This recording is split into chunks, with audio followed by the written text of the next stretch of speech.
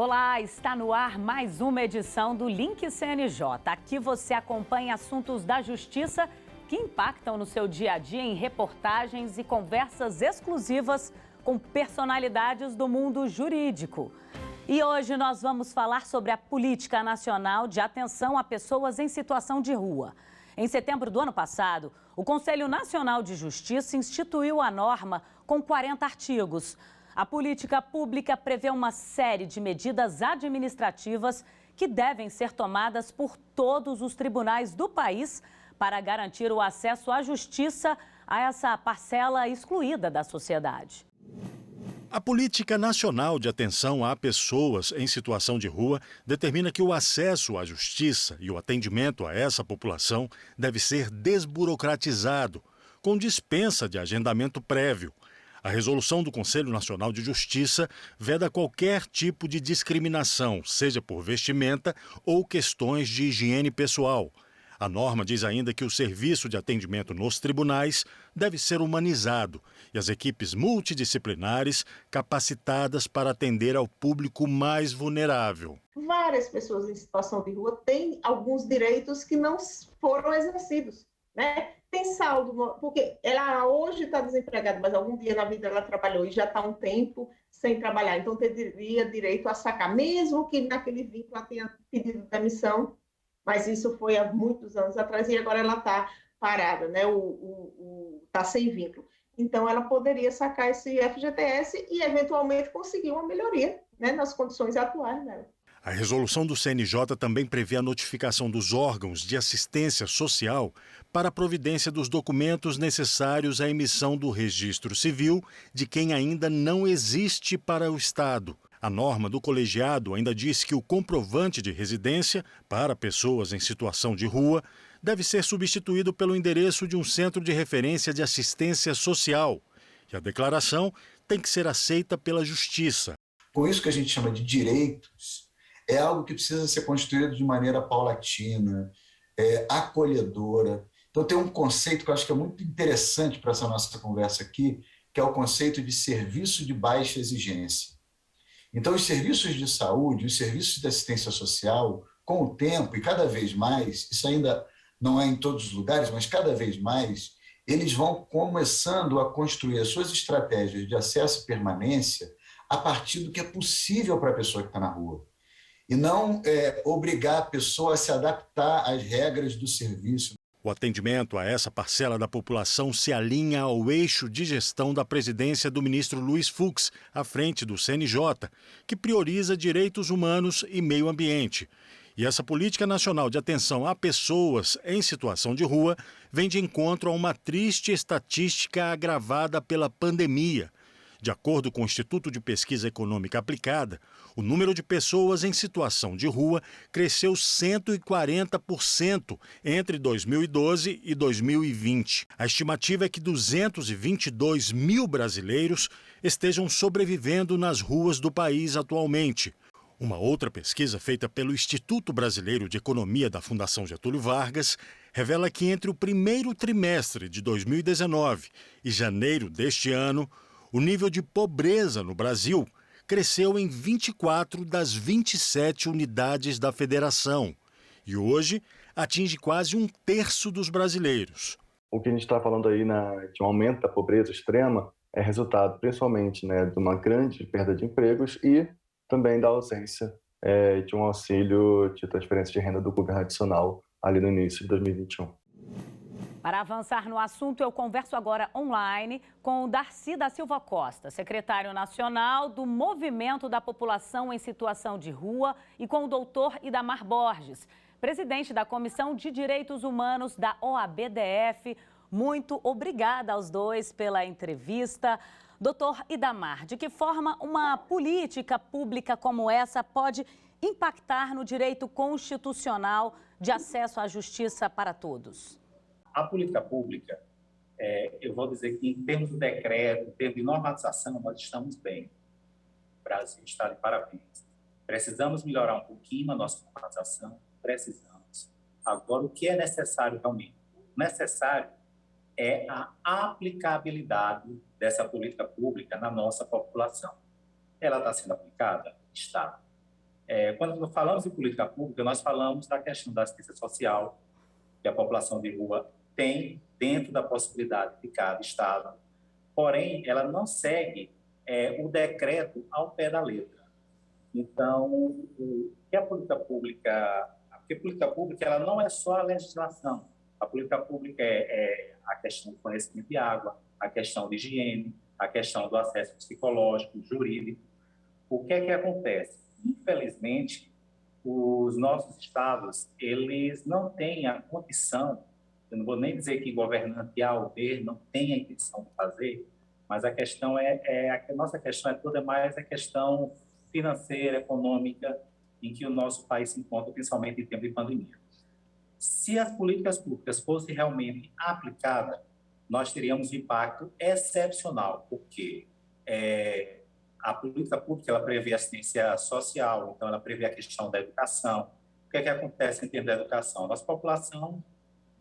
nossa população mais vulnerável, em regra geral, 80% não tem acesso à educação, 80% ou mais por cento. A nossa população de rua, eu diria que aumentou em média de uns 10% a 20% com essa pandemia. A população de rua aumentou e o governo não melhorou a assistência, desenvolvimento social à população de rua. Então, se realmente as políticas públicas fossem aplicadas para a população de rua, o nosso impacto, eu vou dizer que o impacto seria excepcional. Nós teríamos mais saúde, mais educação, nós teríamos uma melhor distribuição entre o pessoal da população de rua, que alguns trabalham, a maioria deles trabalham, porém a renda não é adequada, motivo pelo qual eles se encontram na atual situação. Então, se realmente as políticas públicas previstas no decreto, nas resoluções, fossem devidamente aplicadas, eu diria que o impacto seria excepcional. Darcy, hoje qual que é a realidade dentro dos tribunais? Uma pessoa em situação de rua chega às vezes mal vestida, sem higiene, sem documento. Essa pessoa consegue ser atendida nessa situação?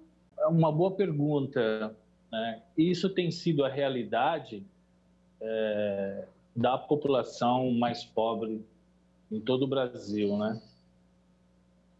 Justamente essa resolução ela vem para poder, né, fazer com que essas pessoas consigam acesso à justiça e não sejam tratadas de formas injustas pela sua condição de pobreza e de miséria. Isso tem sido uma cultura histórica no judiciário do nosso país, né? De juízes não atender a população pobre porque está de chinelo, está de bermuda, ou porque não tem um sapato apropriado, né, para aquela ocasião, né? Realmente viver numa realidade, quer dizer, viver fora da realidade, né? As exigências que sempre se colocou. Mas ainda nós temos muito que caminhar. Mas a resolução foi uma grande conquista e um grande passo do judiciário para garantir, né, o acesso à justiça às pessoas mais pobres do nosso país. E veio num momento muito importante, no momento de pandemia, né, que é onde as classes mais pobres foram muito fragilizadas, né?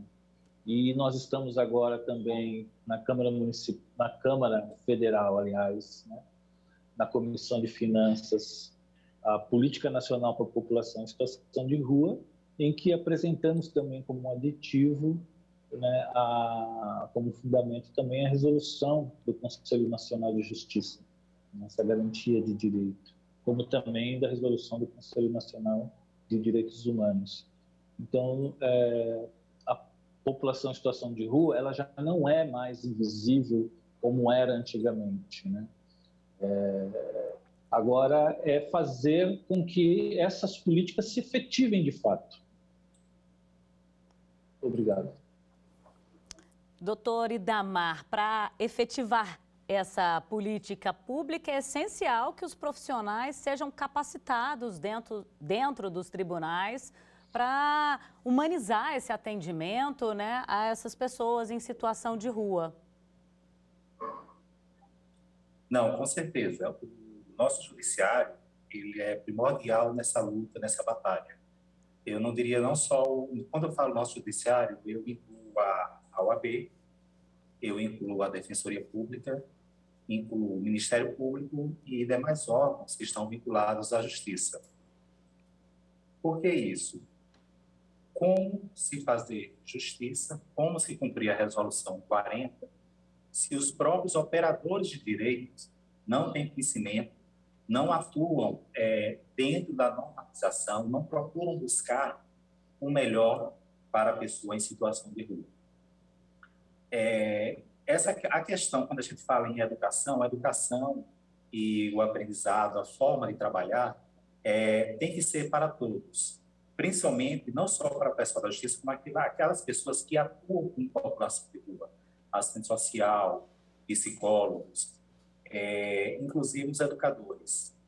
Então, é primordial mesmo o conhecimento da resolução, é primordial que nossos juízes, promotores estejam preparados para atender e ver a forma como lidar com a pessoa em situação de rua. Vamos dizer um exemplo, a questão do acesso à justiça. Infelizmente, a gente ainda depara com alguns juízes, alguns fóruns, em que a pessoa vulnerável, pessoa em situação de rua, chega no fórum e diz: eu não tenho documento. Aí o serventuário, você não pode entrar. Então, tem que ter uma forma de conversar, de chamar aquela pessoa, de uma forma de identificá-la. Porque a maioria do pessoal em situação de rua não tem a sua documentação.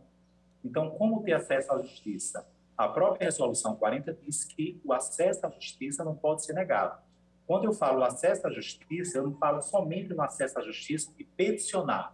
Eu falo no acesso à justiça de você ir na Defensoria Pública, poder ser atendido, mesmo sem documentação, ir no fórum e poder lá o serventuário lhe atender, ver qual a sua necessidade, lhe encaminhar para o setor responsável. Então, realmente, a questão da justiça é primordial. Os operadores de direito têm que estar preparados, têm que saber atender e, inclusive, como tratar a pessoa em situação de rua.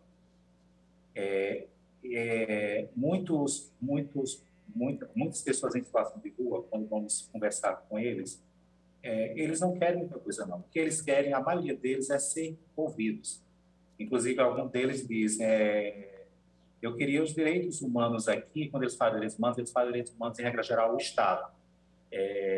Eles querem lá o Estado com ele, o Estado abraçando, só que, ao mesmo tempo que eles querem o Estado, eles têm medo do Estado, exatamente em razão de algumas formas truculentas que são tratados. Quando eu falo truculento, o pessoal já vem logo voltado à questão da polícia. Não estou voltando à questão da polícia. Estou voltando à questão de truculência, em que aquelas pessoas que trabalham com a população vulnerável, em situação de rua, não têm o devido tratamento. Às vezes até, infelizmente, o próprio dia a dia, as questões, só que nós temos que tentar separar o nosso pessoal do profissional. Então, muitas vezes, alguns profissionais chegam para atender alguma dessas pessoas e tratam de forma rude. Como o doutor Darcy falou, às vezes, pela forma de vestir, a forma de falar, a forma de andar, eles dão um tratamento diferenciado. Isso não pode acontecer, até porque a nossa Constituição diz que todos são iguais perante a lei. Então, não podemos tratar diferente em razão da roupa, da forma de falar, da forma de se comportar.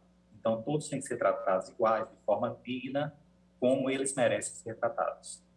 Darcy, e essa integração do judiciário com demais serviços de assistência social do governo também é fundamental, né, para garantir a emissão de carteira de identidade, até registro de nascimento, certidão de nascimento. Então, essa parceria é fundamental para que essa política pública também conquiste aí tudo que almeja, né? A integração das políticas, né, inclusive está previsto no decreto presidencial da Política Nacional da População em Situação de Rua, a integração dessa política através dos comitês, né, que se é constituído tanto nos estados como no município por adesão à política nacional, né? Justamente para que os poderes eles possam trabalhar de forma integrada, né, de forma interdependente, né? E isso ele vai até a questão da zeladoria que acontece efetivamente lá na ponta, na rua, por exemplo, que é onde há a maior perca de documentos e pertences da população em situação de rua por questões da limpeza urbana, né? Que também é um serviço que, em maioria das vezes, cria-se truculência, né? Porque a população em situação de rua ela sempre é vista como uma paisagem de lixo, né? E isso tem causado muitas atitudes, né, de lideranças políticas, executivas principalmente, né, de higienização dessa população nas cidades. A população de rua ela quer andar documentada, né? Ela gosta de andar com seus documentos em dia. A dificuldade é que a situação da rua não permite que elas tenham aonde guardar os seus documentos. Quem está em situação de casa, por exemplo, né, tem a sua casa para guardar os seus documentos, suas roupas, seus pertences. A população em situação de rua ela não tem. Muitas das vezes, quando ela guarda também as suas coisas nos serviços de acolhimento, ela é roubada dentro desses serviços, né? E ninguém se responsabiliza por isso, porque as pessoas veem que as coisas que eles têm não têm valor nenhum, mas para ela, para a pessoa que está em situação de rua, é a única coisa que ela tem e para ele é muito valioso, né? Então, a gente conhece, isso acontece no Brasil inteiro, as pessoas têm os seus armários arrombados, né? Guarda suas coisas, tranca num cadeadinho, mas depois vai procurar, aquele cadeado foi violado, e ninguém se responsabiliza por isso, né? A gestão vai, retira as coisas deles na rua. Em São Paulo, recentemente, a Defensoria Pública conseguiu, né, judiciar administrativamente e indenizar, né, uma quantidade de pessoas que tiveram seus pertences retirados, né, devido ao decreto de zeladoria na cidade de São Paulo, que foi o único respaldo legal que a Defensoria achou para conseguir garantir o direito dessa população de ter pertences, de ter os seus documentos em dias. Eu agradeço novamente a participação do Dr. Idamar, do Darcy. Muito obrigada pela entrevista aqui no Link CNJ. Agora, no Link CNJ, Notícias da Justiça, vamos dar um giro pelos estados e pelos tribunais do país. Já está funcionando no Tribunal de Justiça do Ceará o serviço de avaliação e acompanhamento de medidas terapêuticas aplicáveis à pessoa com transtorno mental em conflito com a lei. Os profissionais vão atuar no processo de desinstitucionalização das pessoas internas em medida de segurança. O trabalho vai desde a avaliação ao acompanhamento dos casos, bem como a articulação entre as instituições e a rede de atenção psicossocial. A implantação da primeira equipe no estado é uma das conquistas do Grupo de Trabalho de Saúde Mental que atua no monitoramento e fiscalização do sistema carcerário do Ceará. A implantação da primeira equipe no estado é uma das conquistas do Grupo de Trabalho de Saúde Mental que atua no monitoramento e fiscalização do sistema carcerário do Ceará. O projeto Processo Coletivo Eletrônico, desenvolvido pelo Tribunal do Trabalho de Minas Gerais, ganhou o prêmio Inovare neste ano na categoria Juiz. A prática em atividade desde 2017 vem revolucionando a forma de participação popular em decisões que envolvem processos judiciais coletivos. Uma plataforma digital permite a presença popular dos interessados na ação e organiza a análise dos dados por meio de votação das propostas, dando voz a todos os envolvidos no processo. A ferramenta pode ser utilizada desde uma audiência de interesse público até a deliberação de uma associação ou condomínio, por exemplo. O Tribunal de Justiça do Rio Grande do Sul lançou um guia de linguagem simples para facilitar a comunicação e a compreensão de publicações jurídicas e administrativas. O material contém orientações para que os textos produzidos pelo tribunal sejam mais claros e diretos, inclusive com o uso de ilustrações e até links que possam facilitar o entendimento do cidadão sobre determinado assunto. O guia será utilizado também nas capacitações do Centro de Formação do Poder Judiciário do Rio Grande do Sul. É hora do CNJ nas redes. Vamos ver algumas das postagens que marcaram a semana nas redes sociais do CNJ. Olá! Você sabia que quando uma herança está em disputa entre duas famílias, os filhos de diferentes relacionamentos têm os mesmos direitos? É isso mesmo, na hora de dividir um patrimônio, todos os filhos entram na conta. Não importa se eles são frutos do primeiro casamento, do segundo ou até mesmo de uma relação extraconjugal. A fatia de cada um deles deve ser igual. Uma publicação que tratamos deste tema teve muita repercussão na última semana e você pode conferir os detalhes nas redes do CNJ. Nos últimos anos, os crimes digitais estão cada vez mais frequentes.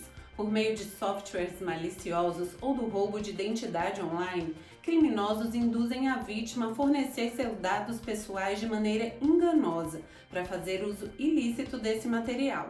Desde maio de 2021, esse crime ficou mais grave. A violação de dispositivo tecnológico, furto e estelionato cometidos de forma eletrônica ou pela internet está com penas mais duras.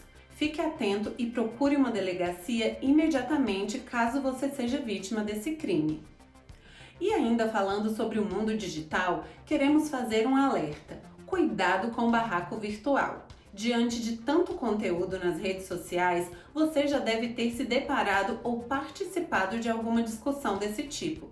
A situação muitas vezes começa como uma bobagem, mas acaba saindo do controle. É importante estar atento, pois as mesmas leis aplicadas no mundo offline valem para a vida online. A calúnia, a injúria, a difamação e a divulgação de informação sigilosa estão todas tipificadas no Código Penal. Confira a publicação nas redes do CNJ para mais detalhes. Por hoje é só e até mais. Chegou a hora do quadro Uma História, aquele momento em que um juiz ou uma juíza conta um caso que marcou a carreira. Confira a história de hoje. Eu assumi aqui a vara de execuções penais de Teresina em 1º de junho de 2012. E aí, quando tenho uma obrigação de visitar mensalmente os estabelecimentos prisionais, logo no mês de junho já fui visitar os estabelecimentos e aí são 8, eu cheguei no hospital penitenciário, que era o hospital de custódia e tratamento psiquiátrico aqui do estado. Então, quando cheguei lá, tomei contato com uma situação aterradora, que era as pessoas com transtorno mental em conflito com a lei, ou seja, aquelas pessoas que cometeram crimes, mas foram absolvidas porque o crime foi cometido porque elas não são capazes de entender o que está fazendo ou de se controlar, e aí elas foram encaminhadas à medida de segurança de internação. Chegando lá, descobri que, apesar de ser um prédio novo, em boas condições estruturais, as pessoas não tinham o cuidado necessário. E havia também, inclusive, outras pessoas internadas na colônia agrícola que fica ao lado. Então, nós tivemos que tomar medidas, então o promotor entrou com uma ação, o doutor Eloy Pereira entrou com uma ação pedindo para que eu interrompesse o recebimento de pessoas lá no hospital e os encaminhasse, que nós temos aqui no estado um hospital público que é o único para a internação de pessoas com transtorno mental, mas que era somente para pessoas que não cometeram crimes. Então, eu determinei que essas pessoas fossem todas transferidas lá para esse hospital, era no de abril. Só que houve muita resistência, porque, vocês sabem, se existe aquele preconceito contra o doido, existe muito mais contra o doido criminoso, né? Entre aspas. Então, houve muita resistência, entrevistas, acusações de que eu estava querendo acabar com o hospital público, levaram essa reclamação informalmente à corregedoria, mas os pagadores da corregedoria me apoiaram, levaram ao Departamento de Monitoramento e Fiscalização do Sistema Carcerário do CNJ, mas o juiz coordenador apoiou também, e aí houve esse confronto até que mudou a direção da Secretaria de Justiça, da Secretaria de Saúde, do Hospital Aurelino de Abreu, e as pessoas que assumiram tinham uma mentalidade nova, uma mente aberta, e acabamos construindo esse programa, que é o Programa de Cuidado Integral do Paciente Psiquiátrico, pelo qual o que interessa não é o crime praticado, mas o que interessa é o tratamento da pessoa. Então, ela deve ficar internada somente se for necessário, durante o tempo necessário. Naquela visita ao hospital, primeira visita ao hospital penitenciário, eu conheci o Antônio. O Antônio era uma pessoa que tinha cometido um crime, mas em razão do seu transtorno mental, então tinha sido aplicada a ele uma medida de segurança e ele estava há 20 anos internado lá no hospital de custódia e tratamento, só que ele ficava numa parte posterior do prédio, atrás, uma espécie de uma quadra, só que tinha um banheiro, inclusive quebrado há anos, e essas pessoas todas, tinha uma dúzia de pessoas lá, todas tinham que satisfazer suas necessidades fisiológicas num balde cujos dejetos eram lançados por cima do muro. E o Antônio, apesar disso, estava tratado em perfeitas condições de ter uma vida com um acompanhamento o mais normal possível. Então, e ele gostava de cantar, ele me chamou para cantar uma música para mim, mas ele estava naquela situação extremamente desagradável e triste. Quando nós conseguimos, então, criar esse programa, todas as pessoas que estavam internadas, que precisavam de internação, foram encaminhadas ao Hospital Aurelino de Abreu, e o Antônio também. Como ele estava em perfeitas condições de alta, ele foi desinternado e, posteriormente, teve até a medida de segurança extinta. A felicidade do Antônio e a felicidade dessa mãe me tocaram bastante e me deixam muito satisfeito de ter conseguido levar essa batalha até o final e ter hoje um programa que é considerado pelo CNJ e pelo DEPEN como modelo para o Brasil e que já foi levado para outros estados porque dá esse tratamento humano às pessoas que dele necessitam. Bem, chegamos ao fim de mais um Link CNJ. Muito obrigada a você que esteve com a gente até agora e até o próximo programa.